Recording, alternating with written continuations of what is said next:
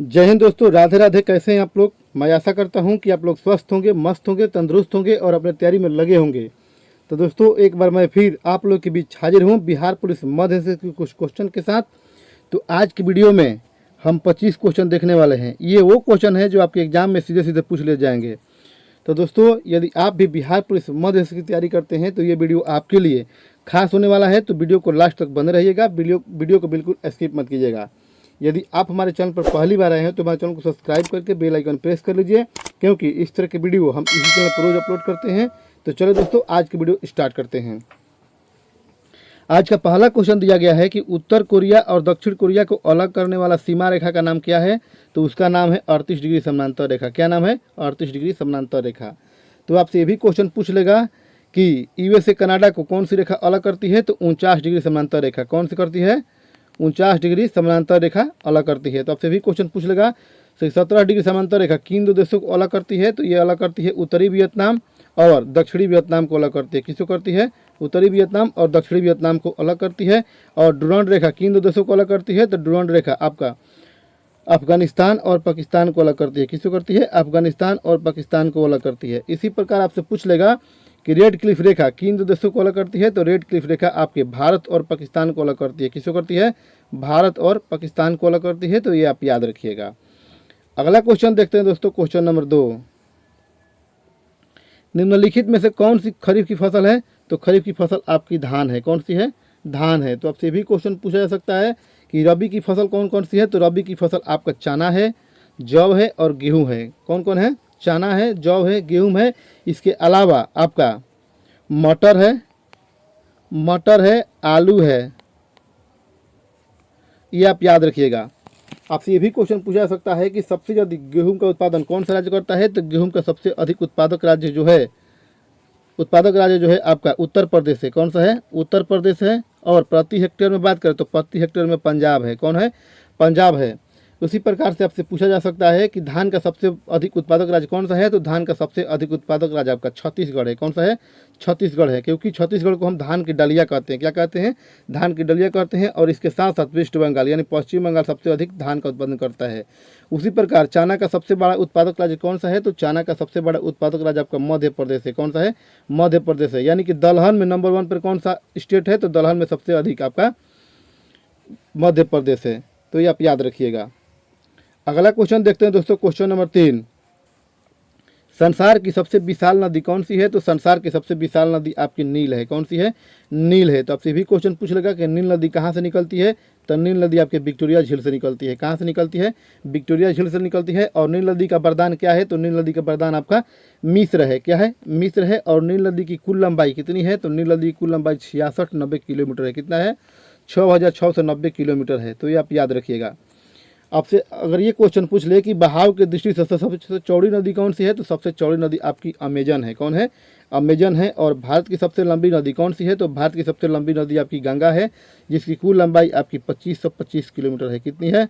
2525 kilometre है। तो आपसे ये भी क्वेश्चन पूछ लेगा कि गंगा नदी कहाँ से निकलती है? तो गंगा नदी आपके गंगोत्री ग्लेशियर से निकलती है। कहाँ से निकलती है? गंगोत्री ग्लेशियर से निकलती है। तो ये आप याद रखिएगा। इसके साथ साथ आपसे ये भी क्वेश्चन पूछ लेगा कि भारत की सबसे चौड़ी नदी कौन सी है? तो भारत की सबसे चौड़ी नदी ब्रह्मपुत्र है। कौन सी है? ब्रह्मपुत्र है। और ब्रह्मपुत्र की लंबाई कितनी है? तो ब्रह्मपुत्र की लंबाई 2900 किलोमीटर है। कितना है? 2900 किलोमीटर है। आपसे ये भी क्वेश्चन पूछ लेगा कि ब्रह्मपुत्र नदी कहाँ बहती है? तो ब्रह्मपुत्र नदी आपके असम में बहती है। कहाँ है? असम में। और विश्व का सबसे बड़ा नदी द्वीप किस नदी पर है? तो आपके मांजुली नदी यानी कि असम में ही है। कहाँ है? असम में है। तो आप याद करके रखिएगा। अगला क्वेश्चन देखते हैं दोस्तों, क्वेश्चन नंबर 4। डीएनए किससे संबंधित है? तो डीएनए आरएनए से संबंधित है। किससे संबंधित है? आरएनए से संबंधित है। आपसे भी क्वेश्चन पूछ लेगा कि डीएनए का फुल फॉर्म क्या होता है? तो डीएनए का फुल फॉर्म होता है डाई न्यूक्लिक एसिड। क्या होता है? डाई न्यूक्लिक एसिड होता है। तो ये आप याद रखिएगा। इसी प्रकार आपसे पूछ लेगा कि आरएनए का फुल फॉर्म क्या होता है? तो आरएनए का फुल फॉर्म होता है राइबो न्यूक्लिक एसिड। क्या होता है? राइबो न्यूक्लिक एसिड होता है। तो ये आप याद रखिएगा। अगला क्वेश्चन देखते हैं दोस्तों, क्वेश्चन नंबर 5। क्वेश्चन नंबर 5 कह रहा है कि प्रकाश कैसी तरंग है? तो प्रकाश आपकी विद्युत चुंबक के तरंगे हैं। कैसी तरंग है? विद्युत चुंबक के तरंगे हैं। तो आपसे भी क्वेश्चन पूछा जा सकता है कि सूर्य के प्रकाश में कुल कितने रंग होते हैं? तो सूर्य के प्रकाश में कुल 7 रंग होते हैं। कितने होते हैं? 7 रंग होते हैं। तो आपसे भी क्वेश्चन पूछा जा सकता है कि सूर्य से ऊर्जा का मुख्य स्रोत क्या है, तो सूर्य से ऊर्जा का मुख्य स्रोत आपके नाभिकीय संलयन है। क्या है? नाभिकीय संलयन है, आप याद रखिएगा। तथा आपसे भी क्वेश्चन पूछ लेगा कि सूर्य का प्रकाश पृथ्वी तक आने में कितना समय लगता है, तो 8 मिनट 16 सेकंड लगता है। कितना लगता है? 8 मिनट 16 सेकंड लगता है। और प्रकाश का चाल कितना होता है, तो प्रकाश का चाल होता है 3 × 10⁸ मीटर प्रति सेकंड होता है। कितना होता है? 3 × 10⁸ मीटर प्रति सेकंड होता है। और प्रकाश एक कैसी तरंग है, तो प्रकाश एक अनुप्रस्थ तरंग भी है। कैसी तरंग है? अनुप्रस्थ तरंग है। अनुप्रस्थ तरंग कहने का मतलब ये है कि इसके लिए माध्यम की आवश्यकता नहीं होती है। अगला क्वेश्चन देखते हैं दोस्तों, क्वेश्चन नंबर 6। पोमोलॉजी में किसका अध्ययन किया जाता है, तो पोमोलॉजी में हम फलों का अध्ययन करते हैं। किसका अध्ययन करते हैं? फलों का अध्ययन करते हैं। तो आपसे भी क्वेश्चन पूछ लेगा अंगूर की खेती क्या कहलाता है, तो अंगूर की खेती विटीकल्चर कहलाता है। क्या कहलाता है? विटीकल्चर कहलाता है। और अंगूर का सबसे अधिक उत्पादक राज्य कौन सा है, तो महाराष्ट्र है। कौन सा है? महाराष्ट्र है। तो आपसे भी क्वेश्चन पूछ लेगा कि केचुए का अध्ययन क्या कहलाता है, तो केचुए का अध्ययन कहलाता है आपका वर्मी कल्चर। क्या कहलाता है? वर्मी कल्चर कहलाता है। तो ये आप याद रखिएगा। आपसे ये भी क्वेश्चन पूछ लेगा कि फूलों का अध्ययन क्या कहलाता है, तो फूलों का अध्ययन आपका फ्लोरिकल्चर कहलाता है। क्या कहलाता है? फ्लोरिकल्चर कहलाता है। और झाड़ियों का अध्ययन क्या कहलाता है, तो झाड़ियों का अध्ययन आपका डेंड्रोलॉजी कहलाता है। क्या कहलाता है? डेंड्रोलॉजी कहलाता है। तो ये आप याद रखिएगा। अगला क्वेश्चन देखते हैं दोस्तों, क्वेश्चन नंबर 7।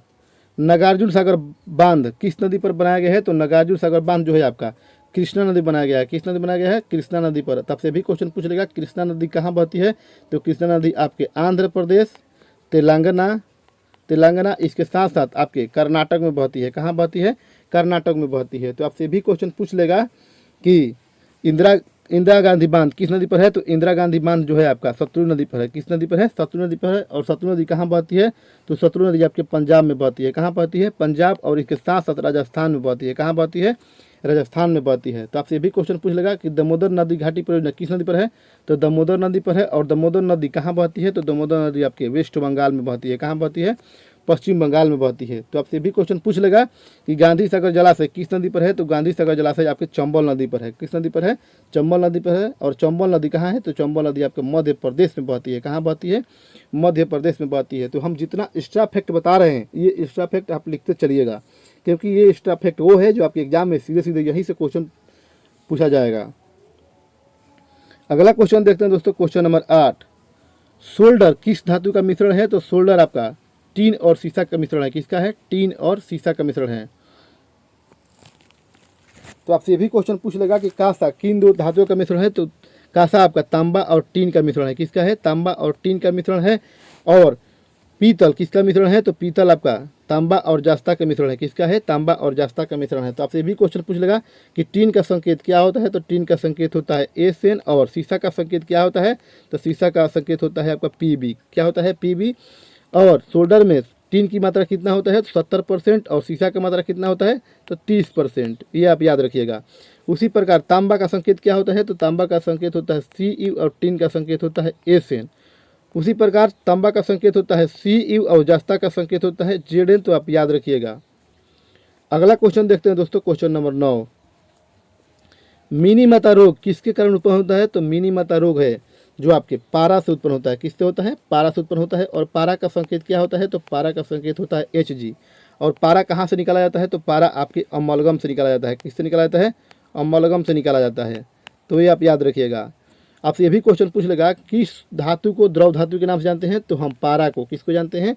पारा को हम जानते हैं। तो आपसे भी क्वेश्चन पूछ लेगा कि इटाई रोग किससे फैलता है, तो इटाई रोग जो है कैडमियम से फैलता है। किससे फैलता है? कैडमियम से फैलता है। और कैडमियम का संकेत क्या होता है, तो कैडमियम का संकेत होता है CD। क्या होता है?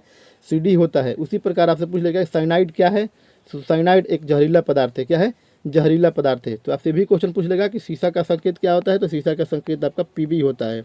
तो संकेत आप पढ़ के जाइएगा, क्योंकि संकेत से एक क्वेश्चन आपको देखने को जरूर मिलेगा। तो आप संकेत देख कर जाइएगा। अगला क्वेश्चन देखते हैं दोस्तों, क्वेश्चन नंबर 10। थायरॉक्सिन हार्मोन कहाँ से स्रावित होता है, तो थायरॉक्सिन हार्मोन जो है आपका थायराइड ग्रंथि से स्रावित होता है। किससे होता है? थायराइड ग्रंथि से स्रावित होता है। तो आपसे भी क्वेश्चन पूछा जा सकता है कि किसको हम मास्टर ग्रंथि कहते हैं, तो मास्टर ग्रंथि हम पीयूष ग्रंथि कहते हैं या पिट्यूटरी ग्रंथि कहते हैं। तो आपसे भी क्वेश्चन पूछ लेगा कि पीयूष ग्रंथि की आकार कितना है, तो पीयूष ग्रंथि की आकार जो है आपका मोटर के आकार जैसा है। किसका? मटर के आकार जैसा है। और पीयूष ग्रंथि कहाँ पाया जाता है? तो पीयूष ग्रंथि हमारे मस्तिष्क में पाया जाता है। किसमें पाया जाता है?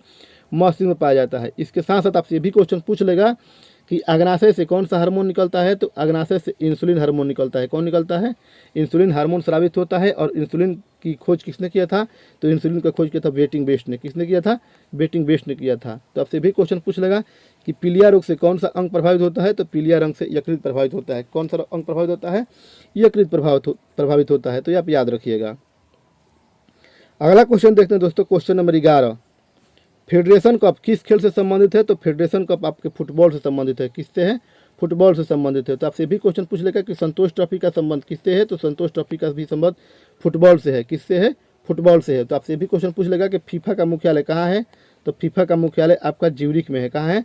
ज्यूरिख में है। तो आप याद रखिएगा। उसी प्रकार आपसे पूछ लेगा कि रणजी ट्रॉफी का संबंध किससे है? तो रणजी ट्रॉफी का संबंध आपके क्रिकेट से है। और देवधर ट्रॉफी का संबंध किससे है? तो देवधर ट्रॉफी का संबंध भी क्रिकेट से है। और आईपीएल का संबंध किससे है? तो आईपीएल का संबंध भी आपका क्रिकेट से है। उसी प्रकार आपसे पूछ लेगा कि आईसीसी का मुख्यालय कहाँ है? तो आईसीसी का मुख्यालय आपके दुबई में है। कहाँ है? दुबई में है। और आईसीसी का स्थापना कब हुआ था? तो आईसीसी का स्थापना 1909 में हुआ था। कब हुआ था? 1909 में हुआ था। इसी प्रकार आपसे पूछ लेगा कि बीसीसीआई का मुख्यालय कहाँ है? तो बीसीसीआई का मुख्यालय आपका मुंबई में है। कहाँ है? मुंबई में है। और बीसीसीआई का स्थापना कब हुआ था? तो 1928 में हुआ था। कब हुआ था? 1928 में हुआ था। तो ये आप याद रखिएगा। अगला क्वेश्चन देखते हैं दोस्तों, क्वेश्चन नंबर 12। 7वें वेतन आयोग के अध्यक्ष कौन है? तो 7वें वेतन आयोग के अध्यक्ष है आर.के. माथुर। कौन है? आर.के. माथुर, यानी कि राजकुमार माथुर है। कौन है? राजकुमार माथुर है। ये आप याद रखिएगा। इसके साथ साथ आपसे पूछ लेगा कि 15वें वित्त आयोग के अध्यक्ष कौन है? तो 15वें वित्त आयोग के अध्यक्ष हैं एन.के. सिंह। कौन है? एन.के. सिंह है। तो ये आप याद रखिएगा।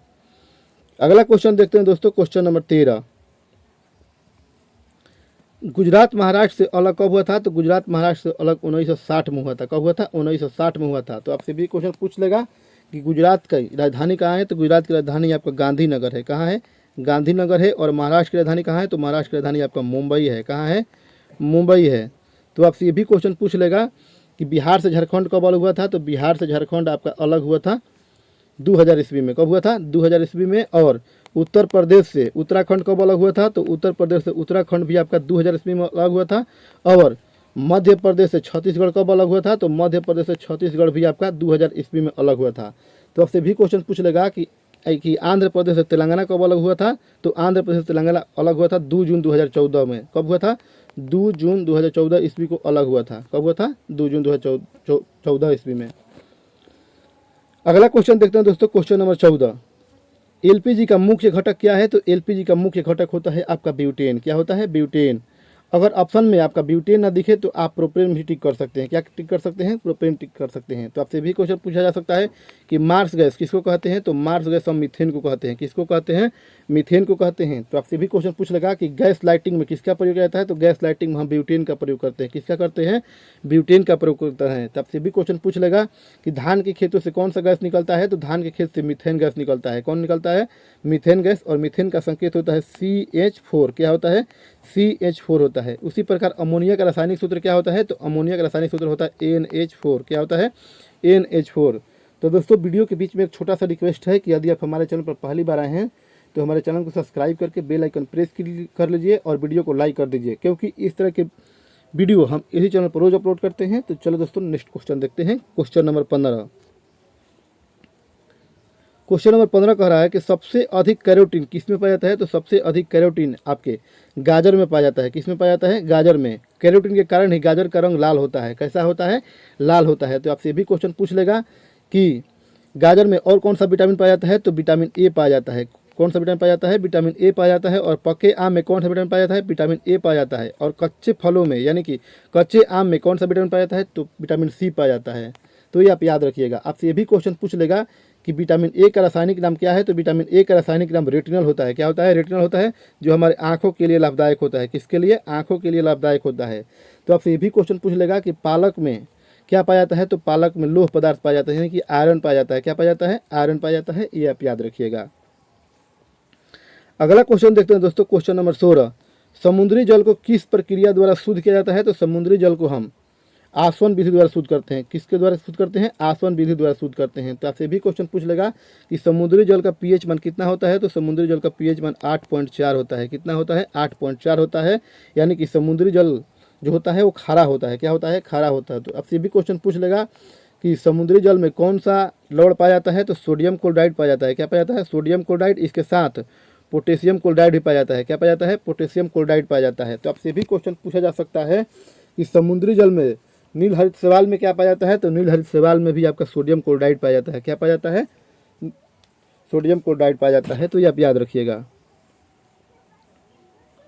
क्वेश्चन नंबर 17 देखते हैं दोस्तों।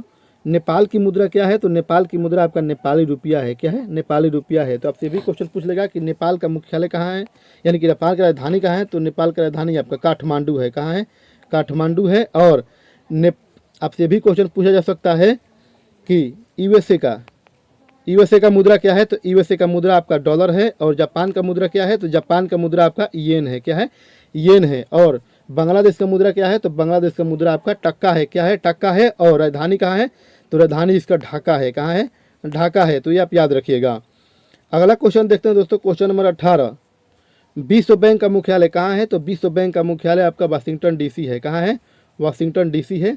ये कहाँ पड़ता है, तो ये आपका संयुक्त राज्य अमेरिका में पड़ता है। कहाँ पड़ता है? संयुक्त राज्य अमेरिका में पड़ता है। और वाशिंगटन डीसी किस नदी किनारे स्थित है, तो ये आपके पोटामेक नदी किनारे स्थित है। किस नदी किनारे स्थित है? पोटामेक नदी किनारे स्थित है। तो आपसे भी क्वेश्चन पूछ लेगा कि यूएनओ का मुख्यालय कहाँ है, तो यूएनओ का मुख्यालय आपका न्यूयॉर्क में है। कहाँ है? न्यूयॉर्क में है। और न्यूयॉर्क किस नदी किनारे है, तो न्यूयॉर्क आपके हडसन नदी किनारे स्थित है। किस नदी किनारे स्थित है? हडसन नदी के। और यूएनओ का स्थापना कब हुआ था, तो 24 अक्टूबर 1945 को। कब हुआ था? 24 अक्टूबर 1945 ईस्वी को स्थापना हुआ था। उसी प्रकार आपसे पूछ लेगा कि एडीबी का मुख्यालय कहाँ है, तो एडीबी का मुख्यालय आपका मनीला में है। कहाँ है? मनीला में पड़ता है। और डब्ल्यूएचओ का मुख्यालय कहाँ है, तो डब्ल्यूएचओ का मुख्यालय आपका जिनेवा में पड़ता है। कहाँ पड़ता है? जिनेवा में पड़ता है। तो ये आप याद रखिएगा। अगला क्वेश्चन देखते हैं दोस्तों। Question number 19। अंतर्राष्ट्रीय मानव अधिकार दिवस कब मनाया जाता है, तो अंतर्राष्ट्रीय मानव अधिकार दिवस हम 10 दिसंबर को मनाते हैं। कब मनाते हैं? 10 दिसंबर को। तो संविधान दिवस कब मनाते हैं, तो संविधान दिवस हम मनाते हैं 26 नवंबर को। कब मनाते हैं? 26 नवंबर को मनाते हैं। और आर्मी दिवस कब मनाते हैं, तो आर्मी दिवस हम 15 जनवरी को मनाते हैं। और अंतर्राष्ट्रीय महिला दिवस कब मनाते हैं, तो अंतर्राष्ट्रीय महिला दिवस हम मनाते हैं 8 मार्च को। कब मनाते हैं? 8 मार्च को मनाते हैं। इसी प्रकार आपसे पूछ लेगा कि भाला फेंक दिवस कब मनाते हैं, तो भाला फेंक दिवस हम 7 अगस्त को मनाते हैं। कब मनाते हैं? 7 अगस्त को मनाते हैं। और विश्व एड्स दिवस कब मनाते हैं, तो विश्व एड्स दिवस हम मनाते हैं 1 दिसंबर को। कब मनाते हैं? 1 दिसंबर को मनाते हैं। और विज्ञान दिवस कब मनाते हैं, विज्ञान दिवस हम 28 फरवरी को मनाते हैं। कब मनाते हैं? 28 फरवरी को मनाते हैं। और खेल दिवस कब मनाते हैं, तो खेल दिवस 29 अगस्त को मनाते हैं। कब मनाते हैं? 29 अगस्त को मनाते हैं। तो ये आप याद रखिएगा। अगला क्वेश्चन देखते हैं दोस्तों। Question number 20। LIC की स्थापना कब हुआ था, तो LIC का स्थापना 1956 में हुआ था। कब हुआ था? 1956 में। और इसका हेड क्वार्टर कहाँ है, तो हेड क्वार्टर इसका मुंबई में है। कहाँ है? मुंबई में है। तो LIC का ध्येय वाक्य क्या है, तो LIC का ध्येय वाक्य है जिंदगी के बाद भी और जिंदगी के साथ भी। आप याद रखिएगा। तो आपसे ये भी क्वेश्चन पूछा जा सकता है कि RBI का स्थापना कब हुआ था, तो RBI का स्थापना 1935 में हुआ था। कब हुआ था? 1935 में हुआ था। और RBI का राष्ट्रीयकरण कब हुआ था, तो राष्ट्रीयकरण 1949 में हुआ था। कब हुआ था? 1949 में हुआ था। तो आपसे ये भी क्वेश्चन पूछा जा सकता है कि नाबार्ड का स्थापना कब हुआ था, तो नाबार्ड का स्थापना 1982 में हुआ था। कब हुआ था? 1982 में हुआ था। और आपसे ये भी क्वेश्चन पूछा जा सकता है कि नाबार्ड का स्थापना किस समिति पर हुआ था, तो शिवरमन समिति पर। किस पर हुआ था? शिवरमन समिति पर हुआ था। और आपसे पूछ लेगा कि सेबी का स्थापना कब हुआ था, तो सेबी का स्थापना 1988 में हुआ था। कब हुआ था? 1988 में हुआ था। तो ये आप याद रखिएगा। अगला क्वेश्चन देखते हैं दोस्तों। Question number 21। ईरान की पार्लियामेंट का क्या नाम है, तो ईरान की पार्लियामेंट का नाम है मजलिस। क्या नाम है? मजलिस। और भारत का क्या नाम है, तो भारत का नाम है संसद। क्या नाम है? संसद नाम है। और यूएसए का क्या नाम है, तो यूएसए का पार्लियामेंट का नाम है कांग्रेस। क्या नाम है? कांग्रेस। अवामी लीग का संबंध किस देश से है, तो अवामी लीग का संबंध आपके बांग्लादेश से है। किससे है? बांग्लादेश से है। तो ये आप याद रखिएगा। अगला क्वेश्चन देखते हैं दोस्तों। Question number 22। भारत का उपग्रह प्रक्षेपण केंद्र किस जगह पर स्थित है, तो आपके थुम्बा में है। कहाँ है? थुम्बा में। और थुम्बा कहाँ पड़ता है, तो थुम्बा आपका केरला में पड़ता है। कहाँ पड़ता है? केरला में, जहाँ सबसे अधिक काजू का उत्पादन होता है। किसका होता है? काजू का उत्पादन होता है। और खजूर का सबसे अधिक उत्पादन कहाँ होता है, तो खजूर का सबसे अधिक आपका केरल में होता है। तो आपसे भी क्वेश्चन पूछ लेगा कि श्रीहरिकोटा कहाँ है, तो श्रीहरिकोटा आपके आंध्र प्रदेश में है। कहाँ है? आंध्र प्रदेश में है। और चावल अनुसंधान संस्थान कहाँ है, तो चावल अनुसंधान संस्थान आपका कटक उड़ीसा में है। कहाँ है? उड़ीसा में है। तो आपसे ये भी क्वेश्चन पूछ लेगा कि अंतरिक्ष शहर के नाम से किसको जानते हैं, तो अंतरिक्ष शहर के नाम से हम जानते हैं बंगलोर को। किसको जानते हैं? बंगलोर को, क्योंकि बंगलोर में ही इसरो का मुख्यालय है। किसका है? इसरो का मुख्यालय है। और इसरो की स्थापना की बात करें तो इसरो की स्थापना 1969 ईस्वी को हुआ था। कब हुआ था? 1969 ईस्वी को हुआ था। अगला क्वेश्चन देखते हैं दोस्तों, क्वेश्चन नंबर 23। निम्नलिखित में से सबसे छोटा ग्रह कौन सा है, तो सबसे छोटा ग्रह आपका बुध है। कौन है? बुध है। तो आप याद करके रखिएगा। आपसे यह भी क्वेश्चन पूछ लेगा कि सबसे बड़ा ग्रह कौन सा है, सबसे बड़ा ग्रह आपका बृहस्पति है। कौन सा है? बृहस्पति है। और आप बृहस्पति का सबसे बड़ा उपग्रह कौन सा है, तो सबसे बड़ा उपग्रह है आपका गैनीमेड। कौन सा है? गैनीमेड है। और सबसे अधिक उपग्रहों वाला ग्रह कौन सा है, तो आपका बृहस्पति है। आपसे ये भी क्वेश्चन पूछ लेगा कि मंगल के 2 उपग्रह कौन कौन से हैं, तो फोमोस और डीमोस है। कौन है? फोमोस और डीमोस है। तो ये आप याद रखिएगा। अगला क्वेश्चन देखते हैं दोस्तों, क्वेश्चन नंबर 24। किस रंग का तरंग दैर्ध्य सबसे अधिक होता है, तो लाल का तरंग दैर्ध्य सबसे अधिक होता है। किसका होता है? लाल का। इसीलिए लाल रंग को हम, यानी कि लाल प्रकाश को हम रेलवे के ट्रैफिक सिग्नल में प्रयोग करते हैं। किस में करते हैं? ट्रैफिक सिग्नल में प्रयोग करते हैं और रेलवे के सिग्नल में प्रयोग करते हैं। आपसे भी क्वेश्चन पूछ लेगा कि सबसे कम तरंग दैर्ध्य किस रंग का होता है, तो बैगनी का होता है। किसका होता है? बैगनी का। इसलिए बैगनी कम बिखरता है। क्या होता है? कम बिखरता है, यानी कम फैलता है। और लाल जो है बैगनी जो है सबसे अधिक बिखरता है और लाल जो है सबसे कम बिखरता है। आप याद रखिएगा। अगला क्वेश्चन देखते हैं दोस्तों, क्वेश्चन नंबर 25 और आज के लास्ट क्वेश्चन देखते हैं। भोपाल गैस त्रासदी में कौन सी गैस लीक हुई थी, तो मिथाइल आइसोसाइनेट यानी कि मिक गैस लीक हुई थी। कौन सी गैस? Mick gas. और ये घटना कब हुई थी, तो 3 दिसंबर 1984 ईस्वी को। कब हुई थी? 3 दिसंबर 1984 ईस्वी को। कौन सा गैस है जो फूलों का रंग उड़ा देता है, तो क्लोरीन। कौन सा गैस है? क्लोरीन जो है आपका फूलों का रंग उड़ा देता है। और किस गैस को मार्स गैस कहते हैं, तो मीथेन को कहते हैं मार्स गैस कहते हैं। और आर्गन कैसी गैस है, तो आर्गन आपका निष्क्रिय गैस है। कैसी गैस है? निष्क्रिय गैस है। तो मैं वीडियो को लास्ट में एक बार फिर से कहना चाहता हूँ कि यदि आप हमारे चैनल पर नए हैं तो हमारे चैनल को सब्सक्राइब करके बेल आइकन प्रेस कर लीजिए, क्योंकि इस तरह के वीडियो हम इसी चैनल पर रोज अपलोड करते हैं। तो दोस्तों वीडियो को लास्ट में जय हिंद जय भारत।